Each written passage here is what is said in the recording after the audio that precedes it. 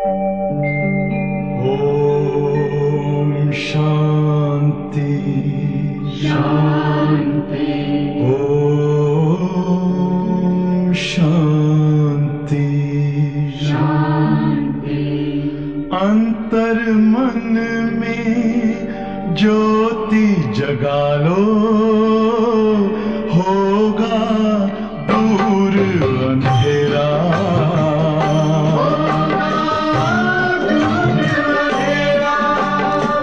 शिव का कर लो ध्यान, आ रहा पावन पुण्य सवेरा।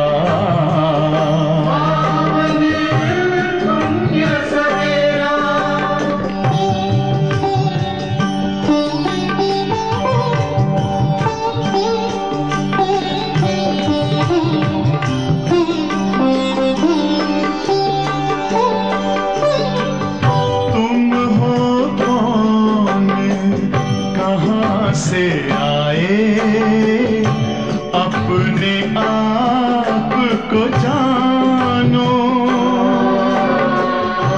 राजयोग के द्वारा अपना परम पिता पहचानो। इसी राजपथ पर चलकर पालो अपना बसेरा।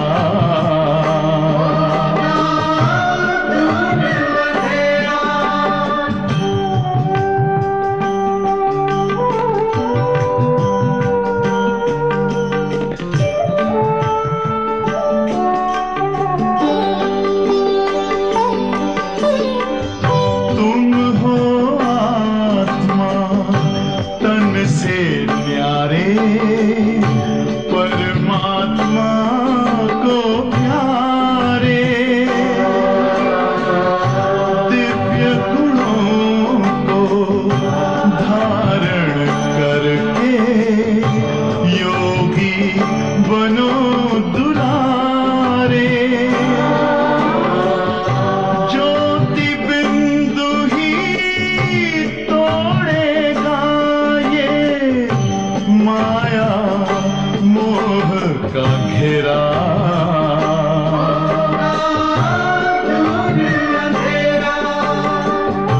अंतर मन में ज्योति जगा लो, होगा दूर अंधेरा।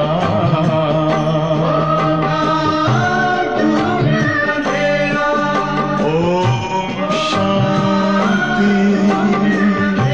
ओम शांति। ओम शांति।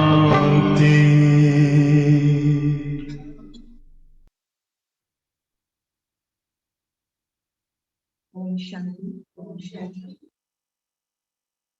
आज 15 अगस्त 2021 बाबा के महावाक्य। आज अव्यक्त वाणी पढ़ेंगे हम।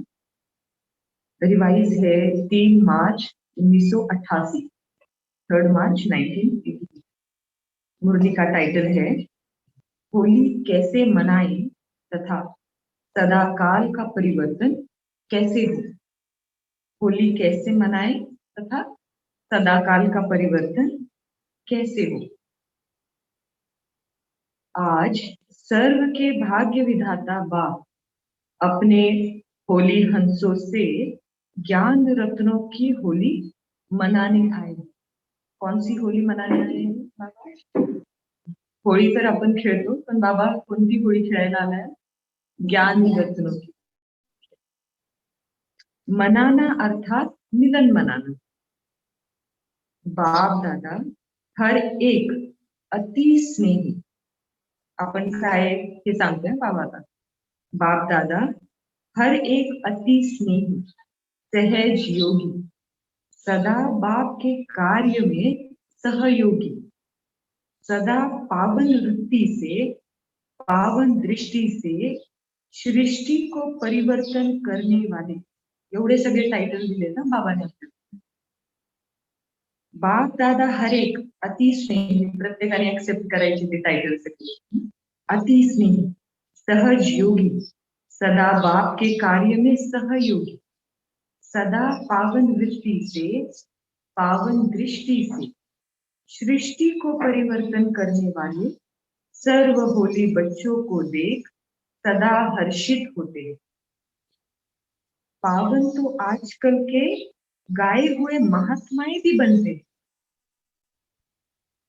लेकिन आप श्रेष्ठ आत्माएं हाईएस्ट होली बनते हैं, अर्थात संकल्प मात्र, स्वप्न मात्र भी अपवित्रता की वृत्ति को, दृष्टि को पावन स्थिति से नीचे नहीं ला सकते।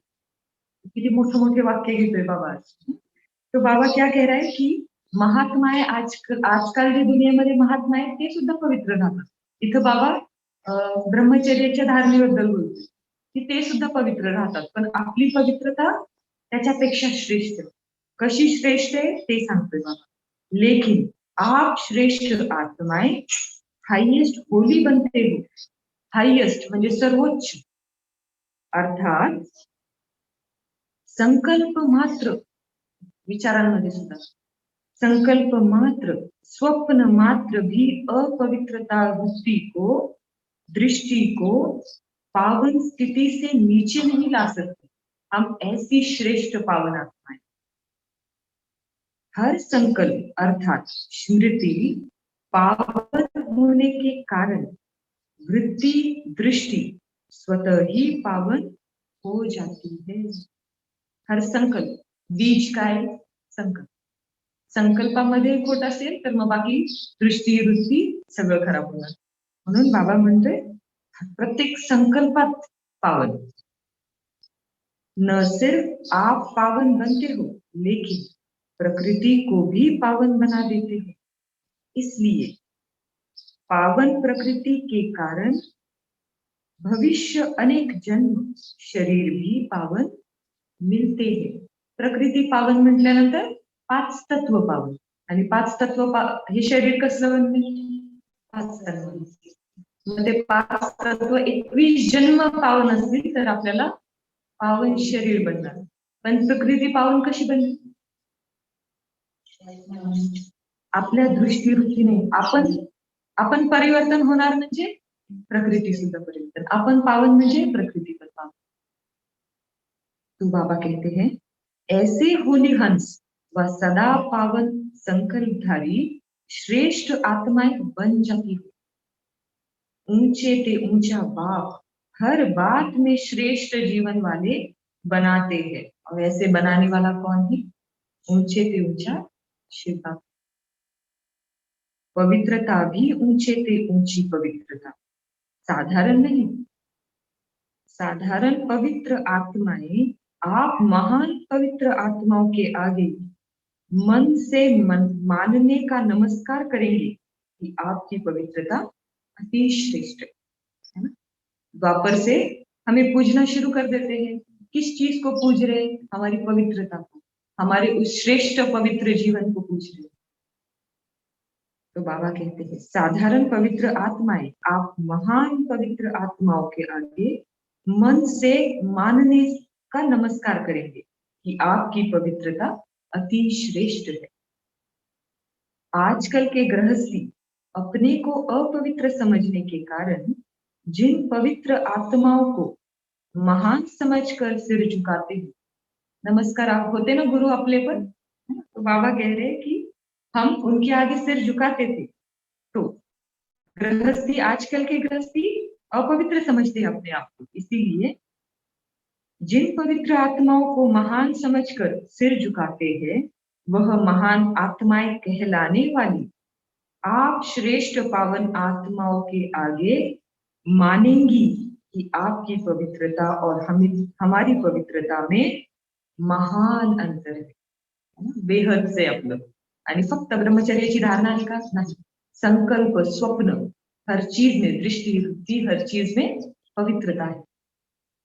तो बाबा कहते हैं यह होली का उत्सव आप पावन आत्माओं के पावन बनने की विधि का यादगार है, क्योंकि आप सभी नंबरवार पावन आत्माएं बाप के याद की लगन की अग्नि द्वारा सदा के लिए अपवित्रता को जला देती है।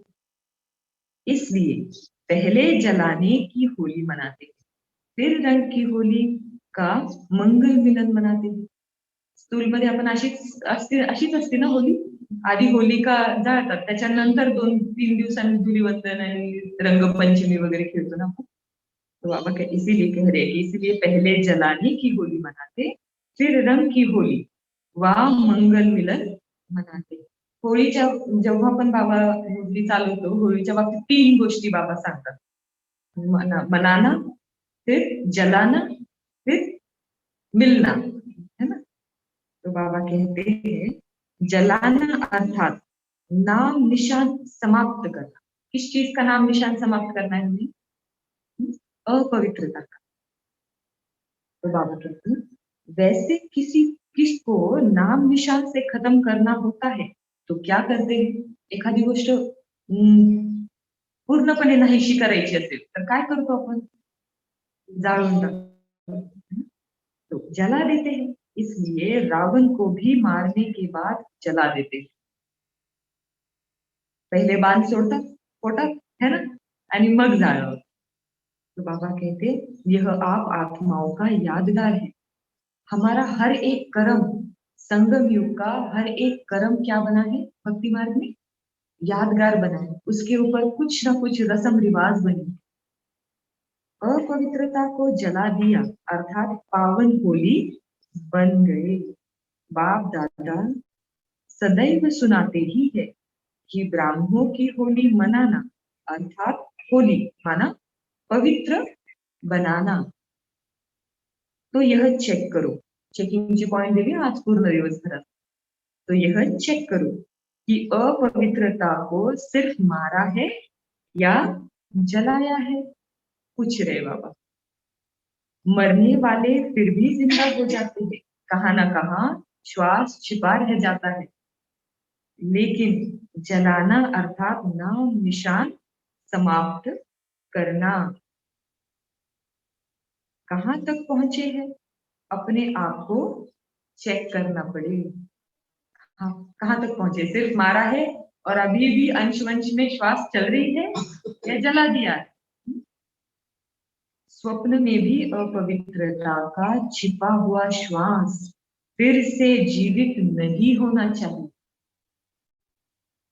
इसको कहते हैं श्रेष्ठ पावन आत्मा. संकल्प से स्वप्न भी परिवर्तित हो जाते हैं. संकल्पांमध्ये बदल आले की स्वप्न सुद्धा बदल. आज वतन में बाप दादा बच्चों के समय प्रति समय संकल्प द्वारा व लिखित द्वारा बाप से किए हुए वायदे देख रहे थे. करतो ना रोज, ऑलमोस्ट रोज एखादी धारणा तुटली की वायदा असतो बाबाला. तो बाबा कह रहे कि आज वतन में बाबा देख रहा था वो ढेर वो वायदे बच्चों ने जो किए. चाहे स्थिति में महारथी चाहे सेवा में महारथी, दोनों के समय प्रति समय के वायदे बहुत अच्छे अच्छे किए हुए. महारथी भी 2 प्रकार के हैं. बाबा उनमें डिफरेंस बता रहे. 2 प्रकार के महारथी कौन से? एक है अपने वरदान व वर्षे की प्राप्ति के पुरुषार्थ के आधार से महारथी. क्या कहा बाबा ने? अपने वरदान व वर्षे की प्राप्ति के पुरुषार्थ के आधार से महारथी. और दूसरे है कोई ना कोई सेवा की विशेषता के आधार से महारथी. 2 प्रकार बताए बाबा ने महारथियों में. एक जो वरदान से महारथी बने, पुरुषार्थ से जो बाबा से मिला है, जो प्राप्ति हुई है, उससे महारथी बने. और दूसरे अपनी विशेषता से महारथी बने. कहलाते दोनों ही महारथी है, लेकिन पहला नंबर सुनाया स्थिति के आधार वाले, वह सदा मन से अतीन्द्रिय सुख के संतुष्टता के, सर्व के दिल के स्नेह के प्राप्ति स्वरूप के झूले में झूलते रहते हैं. कमाल आहे ना बाबाजी, एक एक शब्द इतका मोठा आहे, आपल्याला वाचायला त्रास होतो. पण बाबा, दादी किती वर्षांच्या दादी आणि तेव्हाची मुली, आणि मग बाबा आणि रथ सुद्धा एवढं ठीक नाही, तरी बाबा कसे महावाक्य चालवते बघा. तो बाबा कहते, स्थिति के आधार वाले वह सदा मन से अतीन्द्रिय सुख के, संतुष्टता के, सर्व के दिल के स्नेह के, प्राप्ति स्वरूप के झूले में झूलते रहते। जो वरदान से महारथी है, प्राप्तियों से महारथी, बाबा से जो प्राप्तियां मिली है उससे, पुरुषार्थ से महारथी है ना। तो बाबा कहते, स्थिति के आधार वाले जो महारथी है वो सदा ही अतीन्द्रिय सुख के, संतुष्टता के, सर्व के दिल के झूले में झूलते रहते। और दूसरा नंबर सेवा की विशेषता के आधार वाले तन से, अर्थात बाहर से सेवा की विशेषता के फलस्वरूप संतुष्ट दिखाई देते हैं। सेवा का फल क्या है? प्रत्यक्ष फल सेवा का खुशी और संतुष्टता। खुशी संतुष्टता होगी तो झूले में झूलते रहे। तो बाबा कह रहे हैं वो अतीन्द्रिय सुख के झूले में झूलेंगे, पहले नंबर वाले। और जो दूसरे महारथी सुनाए जो विशेषता के आधार पे है, वो क्या करेंगे? अपनी सेवा के फल स्वरूप जो खुशी संतुष्टता मिलेगी उसके आधार से झूलते रहे। तो बाबा कहते हैं, सेवा की विशेषता कारण सर्व का स्नेह भी होगा, लेकिन मन से व दिल से सदा नहीं होगा। जब सेवा करेंगे, जेव्हा सेवा करतील तेव्हा दुआ दिली जाईल, पण जेव्हा नाही तेव्हा नाही. म्हणजे आधी स्थितीच्या आधारावर आहे. म्हणजे कसं बाबा म्हणतो ना कि बच्चे जब आप आत्मिक स्वरूप में स्थित होते हैं तो वो भी सेवा है. तो सूक्ष्म रीतीत दुसरे जे आहेत त्यांची पहिले आधार वाले आहेत, जे स्थितीचे आधार वाले, त्यांची सेवा आपोआप होतात. मग खुशी का झूला हमेशा झूलते रहेंगे. तो बाबा कहते हैं, कभी बाहर से कभी दिल से, लेकिन सेवा की विशेषता महारथी बना देती है। गिनती में महारथी की लाइन में आता है। तो आज बाप दादा महारथी व पुरुषार्थी दोनों के वायदे देख रहे। बाबा वायदा देख रहा था और फिर बाबा ने महारथियों के बारे में सुनाया, दो प्रकार के महारथी। फिर अब फिर बाबा उसी लाइन पे आ गए। बाबा क्या देख रहे थे? वायदे देख रहे थे। अभी अभी नजदीक में वायदे बहुत किए हैं, बाबा नजदीक में बहुत किए वायदे. आठवा आता ज्यांनी त्यांनी काय काय वायदा केलाय बाबाशी. तो क्या देखा? वायदे से फायदा तो होता है, क्योंकि दृढ़ता का फुल अटेंशन रहता है.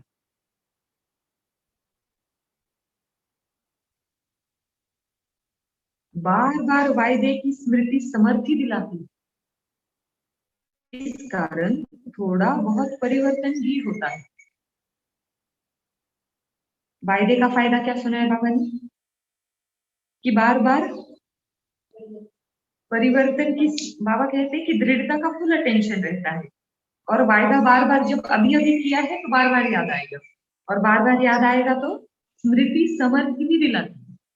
आगे देखो बाबा क्या कहते हैं. इस कारण थोड़ा बहुत परिवर्तन भी होता है, लेकिन बीज दबा हुआ रहता है. इसलिए जब ऐसा समय व समस्या आती है तो समस्या व कारण का पानी मिलने से दबा हुआ बीज फिर से पत्ते निकालना शुरू कर देता है. जिस बात के लिए वायदा किया था उस बात में जब तक दृढ़ता है तब तक तो समर्थित है, क्योंकि स्मृति है ना कि मैंने ये वायदा किया. लेकिन जैसे ही कोई परिस्थिती आती है, कोई समस्या आती है, तो बाबा कहते त्या समस्येचं पाणी मिळतं आणि मग जे ज्याच्यासाठी वायदा केला होता त्या बीजाला परत पाणी मिळून ते फुटायला सुरू होतं. तो बाबा कहते हैं कि समस्या व कारण का पानी मिलने से दबा हुआ बीज फिर से पत्ते निकालना शुरू कर देता है. सदा के लिए समाप्त नहीं होता है. सदा के लिए समाप्त नहीं होता है. बाप दादा देख रहे थे जलाने की होली किन्होंने मनाई. तो बाबा ने पहले ही कहा पहले पूछा कि कोई भी चीज को अगर पूरा समाप्त करना है तो क्या करना है, जलाना है। और अब बाबा ने, हमने जो वायदे किए उसके ऊपर बाबा सुना रहे हैं कि अब पूछो अपने आप से कितना जलाया। ऐसे समस्या का पानी मिलेगा तो फिर से उगना शुरू हो जाएगा। बाप दादा देख रहे थे जलाने की होली किन्होंने मनाई। जब बीज को जलाया जाता है तो जला हुआ बीज कभी फल नहीं देता।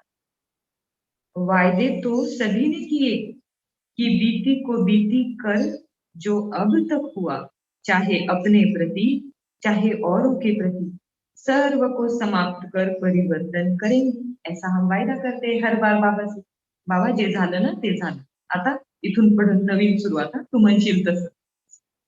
फिर बाबा कहते वायदे तो सभी ने किए कि बीती को बीती कर जो अब तक हुआ, चाहे अपने प्रति चाहे औरों के प्रति, सर्व को समाप्त कर परिवर्तन करेंगे। सभी ने अभी अभी वायदे किए है ना, ये है सभी ने वायदे केलेत का सगळ्यांनी वायदे। रूह रिहान में सभी वायदे करते हैं ना। बाबाच्या समोर बसल्यावर पहिले उलानाच असते ना, तो बाबाला बाबा असं झालं बरं का, आणि हा वायदा। तो बाबा कहते रूह रिहान में सभी वायदे करते हैं ना, हर एक का रिकॉर्ड बाप दादा के पास है। बहुत अच्छे रूप से वायदे करते हैं, कोई गीत कविता द्वारा, कोई चित्रों द्वारा। बाप दादा देख रहे थे जितना चाहते हैं उतना परिवर्तन क्यों नहीं होता। कारण क्या है, क्यों नहीं सदा के लिए समाप्त हो जाता है। तो क्या देखा, तो बाबा बता रहे हैं कि बाबा ने बच्चों का क्या रिजल्ट देखा है। अपने प्रति व दूसरों के प्रति संकल्प करते हो कि यह कमजोरी फिर आने नहीं देंगे, व दूसरे के प्रति सोचते हो कि जिस किसी आत्मा से हिसाब किताब चुकतू होने के कारण संकल्प बोल व कर्म में संस्कार टकराते हैं, उन उनका परिवर्तन करेंगे। लेकिन समय पर फिर से क्यों रिपीट होता है, ध्यान से सुनेंगे अभी, हमें पता चलेगा कि ऐसा ही होता है या उसका कारण क्या है। बाबा पूछ रहे, सोचते हो कि आगे से इस आत्मा के इस संस्कार को जानते हुए स्वयं को सेफ रख उस आत्मा को भी शुभ भावना शुभ कामना देंगे। लेकिन जैसे दूसरे की कमजोरी देखने की, सुनने व ग्रहण करने की आदत नेचुरल और बहुत काल की हो गई है, ये आदत नहीं रखेंगे।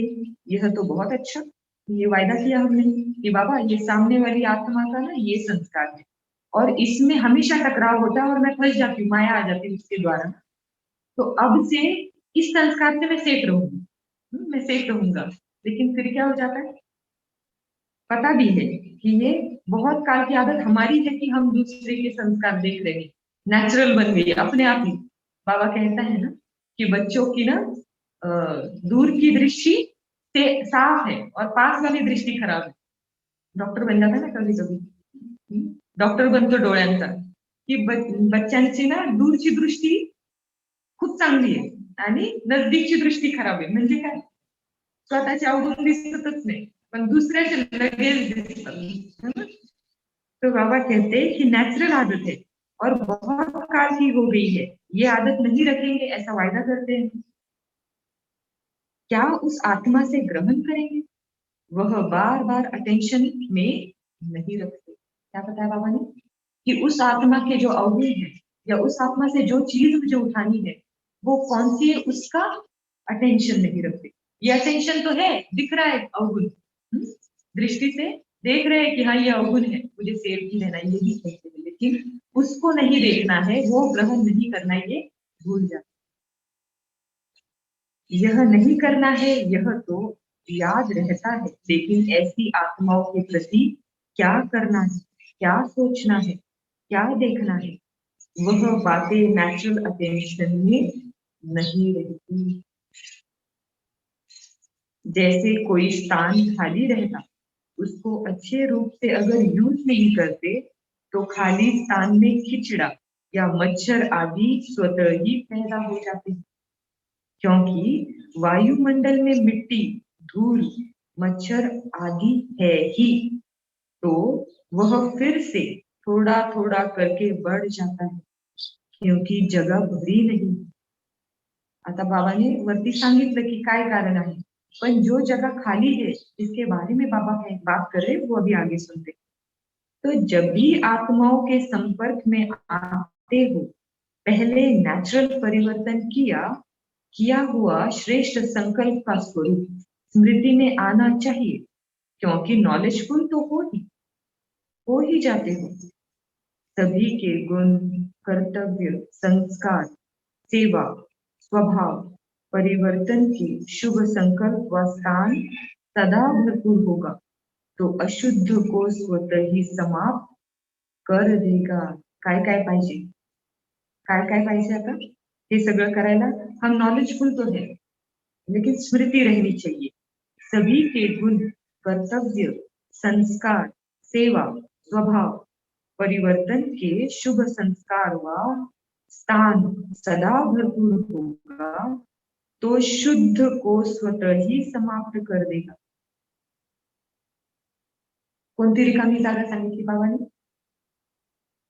हे सगळं की सगळ्यांचे गुण, कर्तव्य, संस्कार, सेवा, स्वभाव परिवर्तन के शुभ संस्कार व स्थान, शुभ संस्कार आणि स्थान सदा भरपूर होगा, तो अशुद्ध को स्वतः ही समाप्त कर देगा. कारण जागाच राहणार नाही. ती जागा आपली शुभ संकल्पांची रिकामी. जैसे सुनाया था, कई बच्चे जब याद में बैठते हैं व ब्राह्मण जीवन में चलते फिरते याद का अभ्यास करते हैं, तो याद में शांति का अनुभव करते हैं, लेकिन खुशी का अनुभव नहीं करते. सिर्फ शांति की अनुभूति कभी माथा भारी कर देती है और कभी निद्रा के तरफ ले जाती है. शांति की स्थिति के साथ खुशी नहीं रहती, तो जहां खुशी नहीं वहां उमंग उत्साह नहीं होता, और योग लगाते भी अपने से संतुष्ट नहीं होते, थके हुए रहते. का थकावट होते योग मध्ये? बाबा कहता है, बाबा म्हणतोय की बसून योग करतात बच्ची, चलते फिरते पण योग करतात, पण कधी माथा भारी होतो, शांतीची अनुभूती होते. मग कधी माथा भारी होतो, यारे खूपच जड झालं, जड पडलंय योग करून. और दूसरी बात क्या सुनाई, या तो निद्रा लोक की तरफ चले जाते, इतनी शांति मिली कि सो गए. तो क्या कह रहे बाबा कि खुशी नहीं मिलती, और खुशी नहीं मिलती तो उमंग उत्साह नहीं रहता. इसीलिए उमंग उत्साह नहीं होता और योग लगाते भी अपने से संतुष्ट नहीं होते, थके हुए रहते, सदा सोच की मूड में रहते, सोचते ही रहते. खुशी क्यों नहीं आती? इसका भी कारण है, क्योंकि सिर्फ यह सोचते हो कि मैं आत्मा हूँ, बिंदु हूँ, ज्योति स्वरूप हूँ. बाप भी ऐसा ही है. माथा भारी होने का कारण बता रहे हैं बाबा कि सिर्फ ये सोचते हैं कि मैं आत्मा हूँ, मैं बिंदु हूँ और ज्योति स्वरूप, और जैसा मैं वैसा बाबा. लेकिन मैं कौन सी आत्मा हूँ? मुझ आत्मा की विशेषता क्या है? जैसे मैं पद्मा पदम भाग्यवान आत्मा, मैं आदि रचना वाली आत्मा, मैं बाप के दिल तक नशीन होने वाली आत्मा.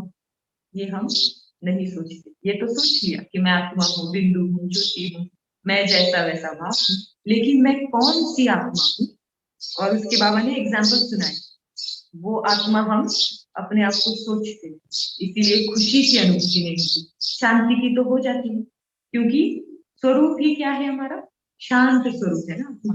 तो जब बिंदु सोचते हैं तो शांति को मिल जाती है, लेकिन जब अपनी विशेषताओं के बारे में या बाबा के हम बने उसके बारे में हम नहीं सोचते, तो फिर खुशी नहीं है. यह विशेषताएं जो खुशी दिलाती है वह नहीं सोचते हो. सिर्फ बिंदी हूँ, ज्योति हूँ, शांत स्वरूप हूँ, तो नींद में चले जाते हैं, इसीलिए माथा भारी हो जाता है. शांति मिली इसलिए नींद आ गई, और फिर गिल्टी भी लगा कि अरे हम तो योग करने बैठे थे लेकिन सो गए, है ना. तो इसलिए बाबा को होता है कि इस वजह से भारी हो जाता है माथा। तो क्या सोचना है जब हम योग में बैठते हैं, मैं बिंदु तो हूँ, मैं आत्मा तो हूँ, लेकिन कौन सी आत्मा, है ना? सगळं आठवायचं. बाबाचं झाल्यापासून आपल्याला जे जे मिळालं विशेषता सगळ्या आठवायच्या. बाबा काय काय म्हणतो आपल्याला मुरलीमध्ये, वरती बाबाने स्वमान दिले ना कि आप कौन सी आत्मा हो, होली हंस हो, और पता नहीं बाबा इतना उड़ाता है, इतना चढ़ाता है, तो वो सब सोचेंगे तो क्या होगा, उमंग उत्साह खुशी, फिर नींद नहीं आएगी.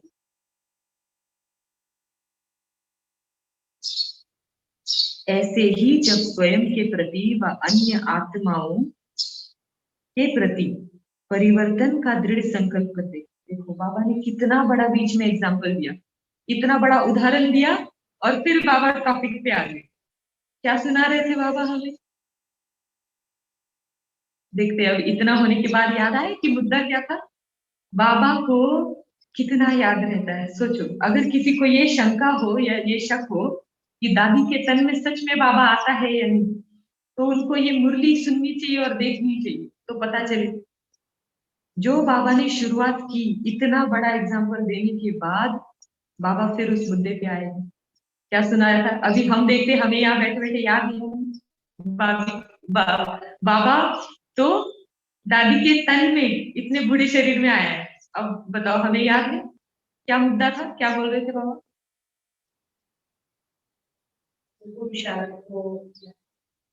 बाबा पूछ रहे थे ना हमें कि हमें दूसरों के जो संस्कार दिखाई देते, हम दृढ़ संकल्प तो करते हैं कि मुझे ये परिवर्तन करना है, वायदे करते बाबा के सामने बैठे बैठे जब भी रूह रिहान करते, लेकिन वायदा हमारा फेल क्यों हो जाता है ना? परत त्याला पाणी मिळालं समस्येचं तर पुन्हा ते उगायला सुरू होतं बीज. तर बाबा सांगतायत की काय केलं नाही म्हणून होतंय असं. तो बाबा कहते हैं ऐसे ही, जो बाबा ने अभी एग्जाम्पल सुनाया हमें योग में क्या क्या होता है, कैसे होता है, तो ऐसे ही जब स्वयं के प्रति व अन्य आत्माओं के प्रति परिवर्तन का दृढ़ संकल्प करते हो.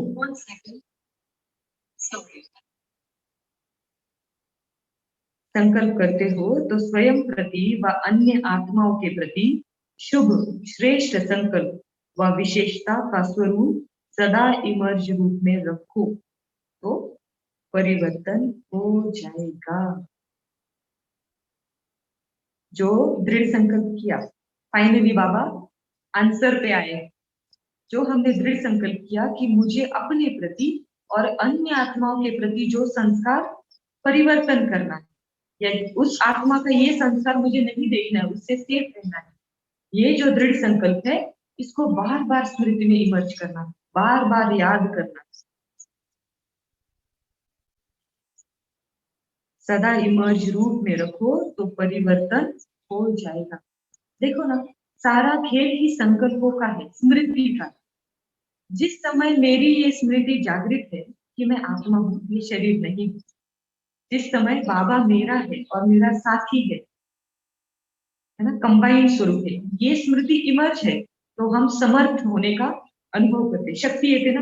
असा विचार असला इमर्ज तर ज्या क्षणी तो विचार नाहीये त्या क्षणी कमजोरी का एहसास होतो, त्या क्षणी कमजोर वाटतं. म्हणून सगळा खेळ स्मृतीचा आहे. लक्षात असेल मी आत्मा आणि मी कोणती आत्मा, माझा बाप कोण, ते जेव्हा स्मृती असेल तेव्हा समर्थी, नसेल तेव्हा कमजोरी. सगळा खेळ स्मृतीचा. म्हणून बाबा म्हणतो की लक्षात ठेवा, बार बार आठवण राहू द्या की मी काय ठरवलंय, वायदा काय केलाय बाबा, काय सोडायचंय, माझ्यातलं आणि दुसऱ्यातलं काय बघ. तो जैसे यह संकल्प आता है कि यह है ही ऐसा, असं वाटतं असंच कधीच बदलणार नाही, ऐसे संकल्प आते हैं.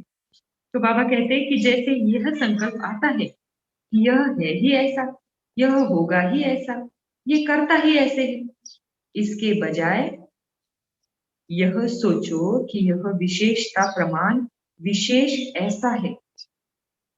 म्हणजे काय बघायचं, म्हणजे विशेषता बघायची, सगळ्यांमधलं चांगलं बघायचं. इसके बजाय यह सोचो कि यह विशेषता प्रमाण विशेष ऐसा है, जैसे कमजोरी का ऐसा और वैसा आता है वैसे, श्रेष्ठता व विशेषता का ऐसा वैसा है, यह सामने लाओ. बाबा काय सांगतो, परिवर्तन करायचं ना. प्रत्येक गोष्टीत परिवर्तनच सांगतो बाबा. संकल्पाच्या लेवलवरच परिवर्तन करायचं आपल्याला. हा असाच आहे, ही अशीच आहे, नेहमी असंच करते, कधीच बदलणार नाही. ह्याच्याऐवजी या आत्म्याची ही विशेषता आहे, है ना.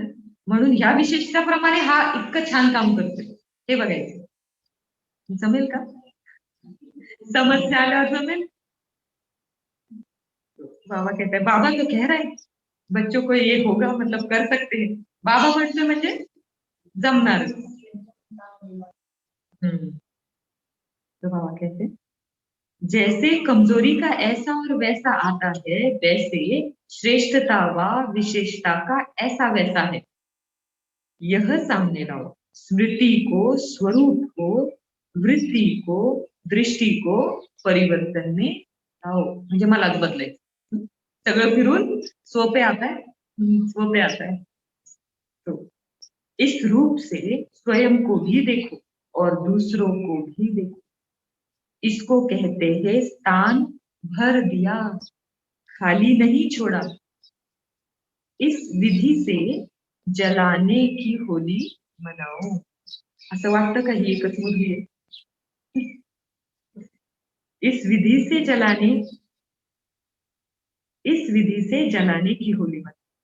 अपने प्रति व दूसरों के प्रति ऐसे कभी नहीं सोचो कि देखो हमने कहा था ना कि यह बदलने वाले है ही नहीं.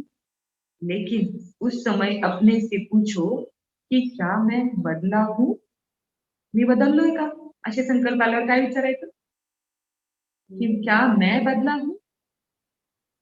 स्व परिवर्तन ही औरों का भी परिवर्तन सामने लाएगा. हर एक यह सोचो कि पहले मैं बदलने का एग्जाम्पल बनूं. ब्रह्मा बाबा ने हमें एग्जाम्पल बन के दिखाया, तो हमें भी क्या करना है? एग्जाम्पल बनना है कि पहले मैं बदलकर एग्जाम्पल बन के दिखाऊं. हर एक यह सोचो कि पहले मैं बदलने का एग्जाम्पल बनूं. इसको कहते हैं होली जलाना. किती गुह्य रहस्य सांगितले बाबांनी. होली जलाना किसको कहते हैं? जलाने के बिना मनाना नहीं होता, पहले जलाना ही होता है. क्योंकि जब जला दिया अर्थात स्वच्छ हो गए, श्रेष्ठ पवित्र बन गए, तो ऐसी आत्मा को स्वतः ही बाप के संग का रंग सदा लगा हुआ ही रहता है. काहीच करावं नाही लागत. फक्त काय काय चेक करायचं? क्या मैं बदला हूं? जब भी कोई और संकल्प आए अपने प्रति या औरों के प्रति, ये पूछना है क्या मैं बदला हूं. और अगर मैं बदला हूं, मतलब क्या कह रहे बाबा कि जलाने की होली मना ली और उसके बाद क्या करते थे? पहले जलाते फिर रंग लगाते, है ना. तो ऐसी आत्मा जिसने ऐसे जलाने की विधि कर ली, वो आत्मा आपे ही बाबा के रंग में रंगी. फिर उसके लिए कुछ नहीं करना पड़ेगा, बाबा खुद ही पास आएगा, है ना. क्योंकि स्वच्छ हो, श्रेष्ठ बने. बाबा कहते हैं सदा ही ऐसी आत्मा बाप से व सर्व आत्माओं से मंगल मिलन अर्थात कल्याणकारी श्रेष्ठ शुभ मिलन मनाती ही रहती है. समझा? समझा? ऐसी होली मनानी है ना. कुछ जहां उमंग उत्साह होता है, वहां हर घड़ी उत्सव है ही है. तो खुशी से खूब मनाओ, खेलो, खाओ, मौज करो, लेकिन सदा होली बन मिलन मनाते रहो. अच्छा, याद ध्यान रखना. अब सभी अपने आप पर बाबा, अपने ऊपर मस्तक पर बाबा का हाथ अनुभव करेंगे. वरदान भी है ना, ये याद क्या वरदान भी है. सदा हर सेकंड बाप द्वारा वरदान की मुबारक लेने वाली, सदा हर ब्राह्मण आत्मा द्वारा शुभ भावना की मुबारक लेने वाली, सदा अति श्रेष्ठ पावन आत्माओं को, सदा संग के रंग में रंगी हुई आत्माओं को, सदा बाप से मिलन मनाने वाली आत्माओं को बाप दादा का याद प्यार और हम वाली आत्माओं का बाप दादा को याद प्यार, गुड मॉर्निंग।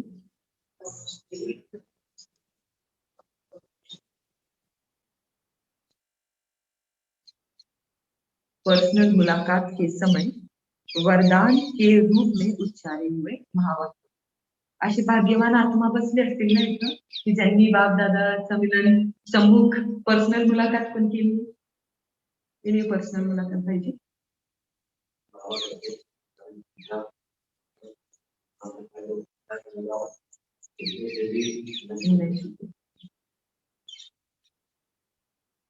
चलो आगे बढ़ते।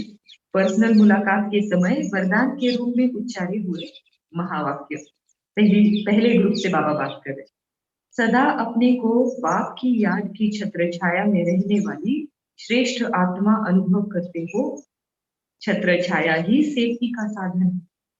कौन सी छत्र छाया? याद की छत्र छाया।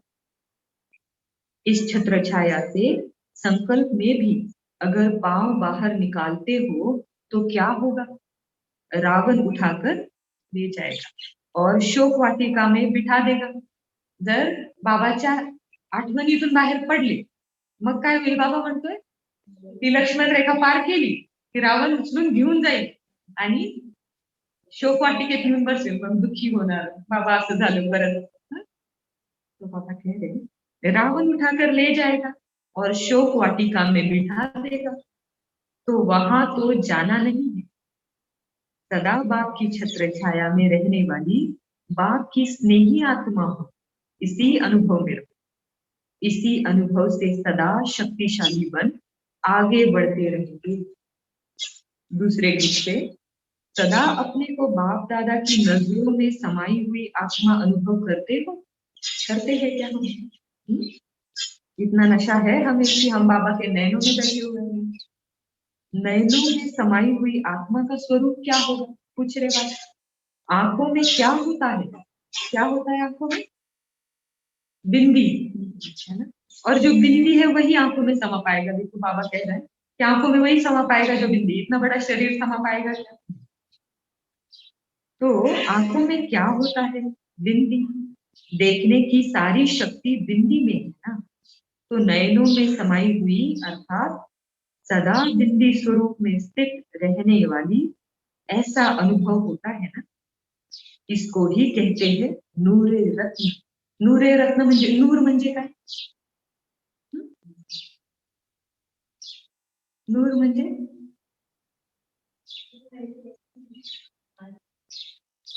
चमकता हुआ बिंदू, ज्याला नूर म्हणतो आपण, है ना। तो बाबा कह रहे ऐसे ही नूरे रत्न, म्हणूनच नूरे रत्न म्हणतो। आणि फक्त बिंदू तो चमकणारा सितारा आंखों में बैठ सकता है, हा? अगर दूसरा स्वरूप है तो नहीं बैठ सकता। इसलिए बिंदी स्वरूप में स्थित होना है हमेशा, तभी बाबा के नूरे रत्न है। तो बाबा कहते इसको ही कहते हैं नूरे रत्न। तो सदा सदा अपने को इस स्मृति से आगे बढ़ाते रहो। सदा इसी नशे में रहो कि मैं नूरे रत्न आत्मा। वरदान दे रहे हैं बाबा। आज का वरदान है अपनी अलौकिक रूहानी वृत्ति द्वारा सर्व आत्माओं पर अपना प्रभाव डालने वाले मास्टर ज्ञान सूर्य भव। अपनी अलौकिक रूहानी वृत्ति द्वारा सर्व आत्माओं पर अपना प्रभाव डालने वाले मास्टर ज्ञान सूर्य भव। अच्छा, वरदानच्या आधी काय काय म्हणाले बाबा? क्या क्या बताया बाबा ने? देखो हमें याद है इतनी बड़ी मूर्ति चलाई है बाबा ने, इतने बड़े बड़े वाक्य लिए। आपल्याला आठवतंय की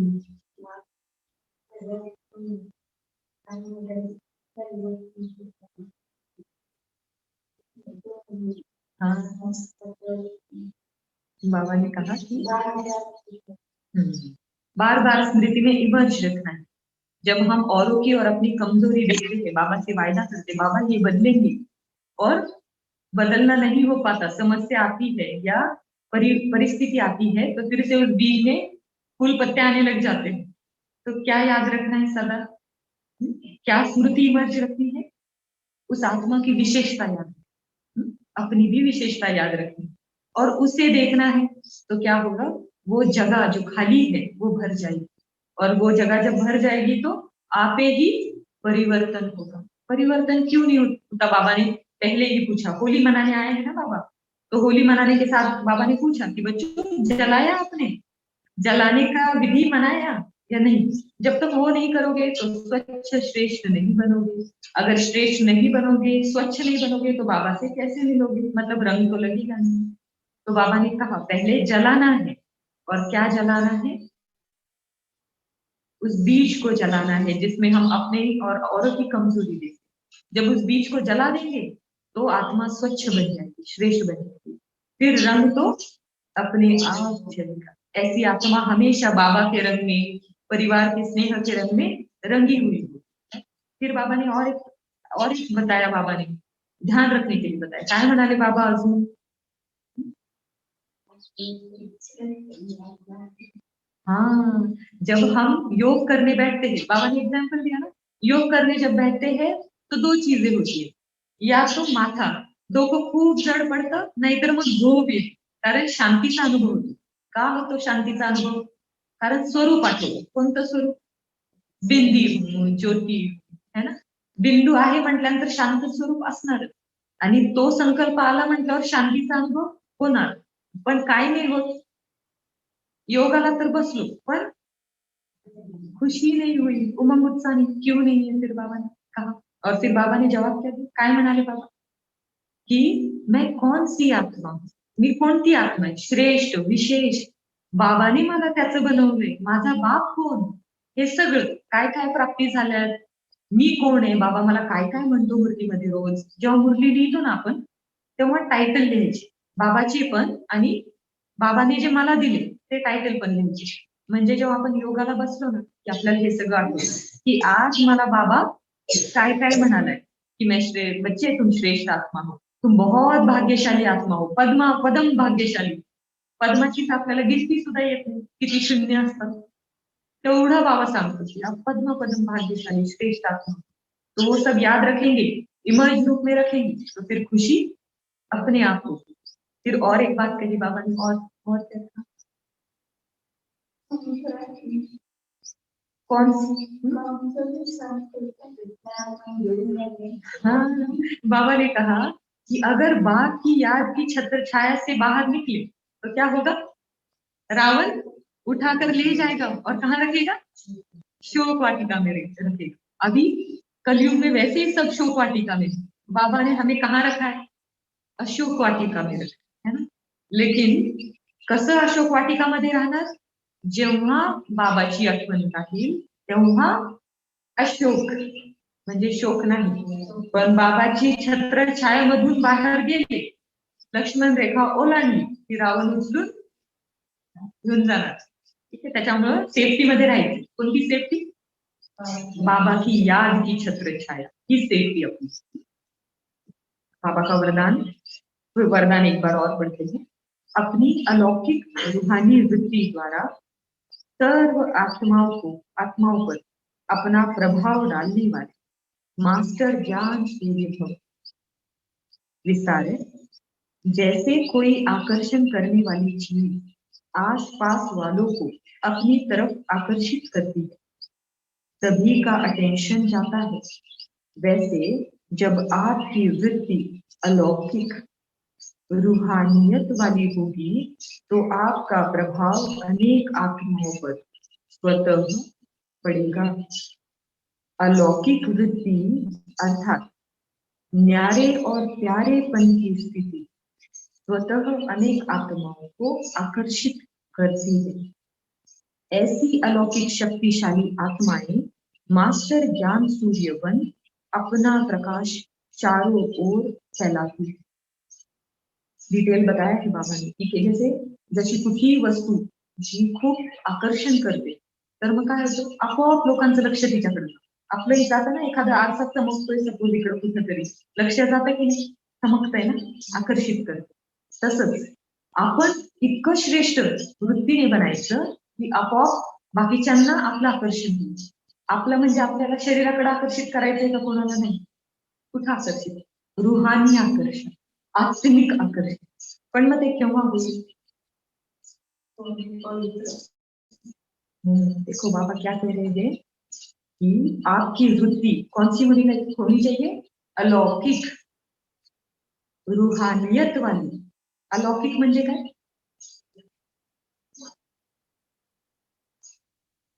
अलौकिक अर्थात या लौकिकतेच्या परी हे शरीर, या शरीराचे संबंध, शरीराचे बाकी सगळे कर्तव्य याच्याही पलीकडं, म्हणजे जेव्हा आपण आत्मिक स्वरूपात एक दुसऱ्यांना बघायला लागतो, वरती तर बाबाने सांगितलं की दुसऱ्याला कसं बघायचं, ते कोणती दृष्टी असली पाहिजे, त्याची विशेषता बघायची. जेव्हा आपण दुसऱ्याला रुहानियतने, अलौकिक दृष्टीने, वृत्तीने बघू, तेव्हा आपण सुद्धा आकर्षण निघतो. पण ही गोष्ट विचार करण्यासाठी है. आज के लिए चिंतन है ये. जब आप घर जाएंगे वापस या चलते फिरते ये चिंतन करना है कि बाबा ने कहा मास्टर ज्ञान सूर्य. तो मास्टर ज्ञान सूर्य का और इस रूहानी अलौकिक दृष्टि वृत्ति का क्या संबंध, इसका आज चिंतन करना है होमवर्क में. फिर बाबा ने कहा कि वैसे जब आपकी वृत्ति अलौकिक रूहानियत वाली होगी तो आपका प्रभाव अनेक आत्माओं पर स्वतः पड़ेगा. अलौकिक वृत्ति अर्थात न्यारे और प्यारेपन की स्थिति स्वतः अनेक आत्माओं को आकर्षित करती है.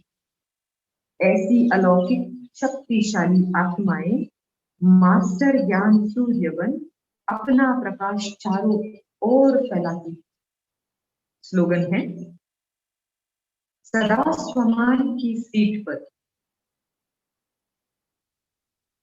सदा स्वमान की सीट पर स्थित रहो तो सर्व शक्तियां आपका ऑर्डर मानती रहे. सदा स्वमान की सीट पर स्थित रहो तो सर्व शक्तियां आपका ऑर्डर मानती रहे. स्वमान म्हणजे काय? तुम्हाला सगळ्यांना माहितीच असेल, आपण थोडस डिटेल. स्वमान म्हणजे काय?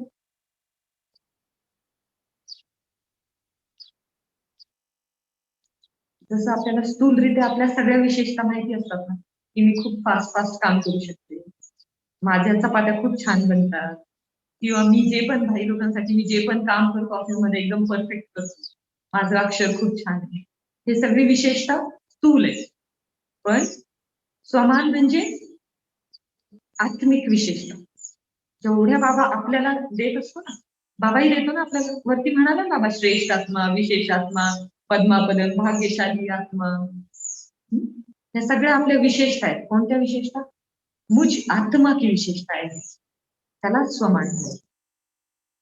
सो स्लोगन में बाबा ने कहा सदा स्वमान की सीट पर, म्हणजे त्या स्मृतीमध्ये नेहमी राहिल्यावर काय होईल? सर्व शक्तिया आपका ऑर्डर मानती रही. फायनली कुठं आलं? एकच गोष्ट बाबाजी शिकवत होती, सगळ्यात बेसिक. पण आत्मा, मैं आत्मा और मैं कैसी कौन सी आत्मा, बस इसी पे आ गया सब कुछ. जब स्मृति में स्थित रहेंगे, इमर्ज रूप में रहेगा, तो सर्व शक्तियां अपने आप ही ऑर्डर मानेंगी. कैसे नहीं मानेंगी? फिर सिर्फ शक्तियां नहीं, वरदान में जो बाबा ने कहा सर्व आपकी तरफ आकर्षित होंगी, क्योंकि आपकी रूहानियत और अलौकिक दृष्टि वृत्ति होगी, मतलब आत्मिक स्वरूप होगा, है ना. सूचना है आज के लिए. आज मासचा तिसरा रविवार. तिसऱ्या मासच्या म्हणजे महिन्याच्या तिसऱ्या रविवारी काय असतं? अंतरराष्ट्रीय योग दिवस है. बाबा के सभी बच्चे सायंकाल 6:30 से 7:30 बजे तक विशेष मास्टर मुक्तिदाता बन, मास्टर मुक्तिदाता बन पुरानी देह और दुनिया के बंधनों से, पुराने संस्कार स्वभाव से मुक्त बन मुक्ती जीवन मुक्ती का वरदान देने की सेवा करते. काय द्यायचं आपल्याला? मास्टर दाता बनायचंय आणि मुक्ती जीवन मुक्तीचं वरदानाचं सकाळचे. ओम शांती.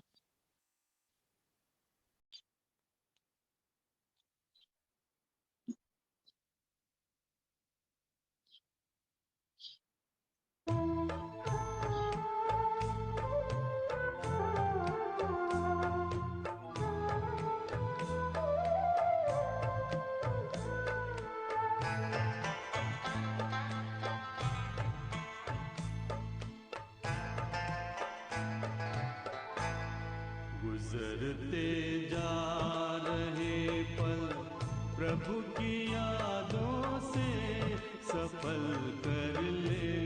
गुजरते जा रहे पल प्रभु की यादों से सफल कर ले। चलो आनंद रस से मन तरल कर ले, सरल कर ले। गुजरते जा रहे पल।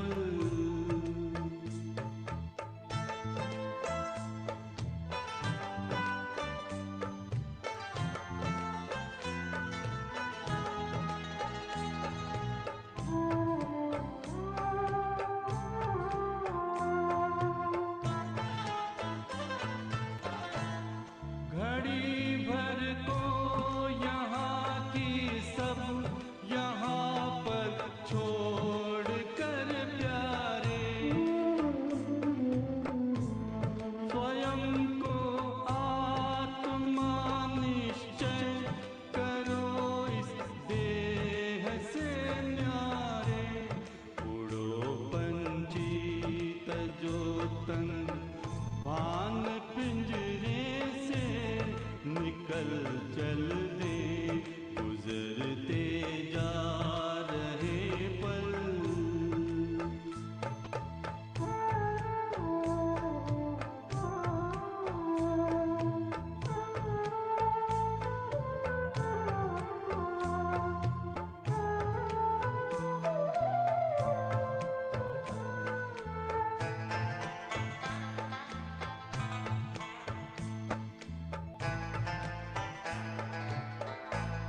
ये ज्योतित देश अपना घर, पिता शिव ज्योति का सागर।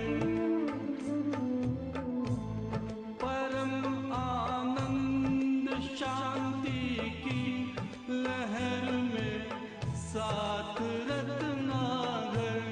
ये किरणें शक्तियों की आत्माओं को सबल कर ले। गुजरते जा रहे पल।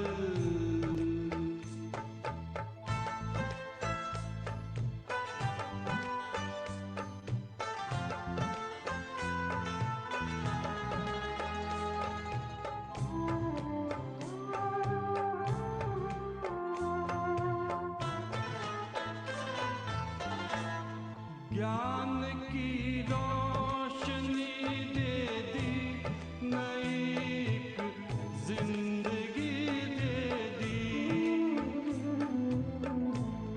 ये पावन छेड़ कर सरगम अलौकिक रागनी दे दी। बरसते प्रभु के उपकारों से